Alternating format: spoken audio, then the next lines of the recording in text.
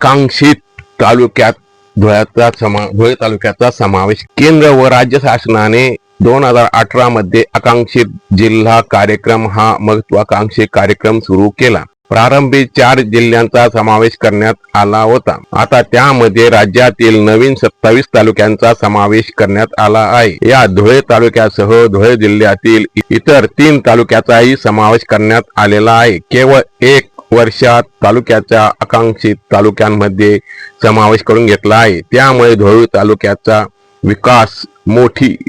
विकासाला मोठी चालना मिळणार आहे, अशी माहिती राम बदाने आमदार साहेब यांनी दिली। आमदार बदाने यांनी सांगितले की राज्याचा 2026-27 अर्थसंकल्प सादर करताना राज्यातील प्रादेशिक संतुलित विकासाला चालना देण्याकरता समाजाच्या प्रत्येक घटकाच्या उन्नतीसाठी आकांक्षित जिल्हा व आकांक्षित तालुका कार्यक्रमाचा राज्य योजनेअंतर्गत कार्यक्रम राबवण्यात येणार आहे। 10 तालुक्यातील 27 तालुके आणि उर्वरित जिल्ह्यातील 100 आकांक्षित तालुक्यांचा गतिमान विकास करण्यात येणार आहे, असा निर्णय मंत्रिमंडळाच्या बैठकीत करण्यात आला। सध्याच्या गडचिरोली, नंदुरबार, धाराशिव, वाशिम या 4 आकांक्षित जिल्ह्याचा व्यतिरिक्त धुळे, हिंगोली, जालना, पालघर, बीड व परभणी या 6 जिल्ह्यांसह एकूण 10 जिल्ह्यांचा आकांक्षित जिल्हे म्हणून निवड करण्यात आली आहे।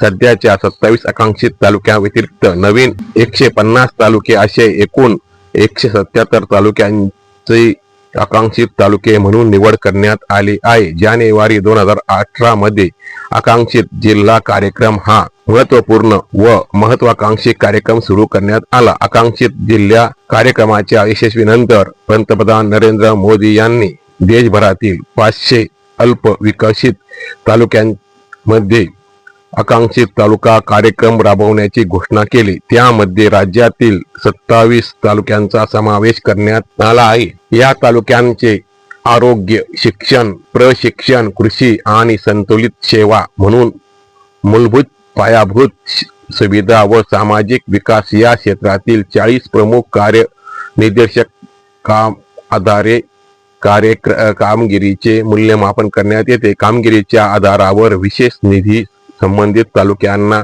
नीती आयोगाकडून देण्यात येत असतो।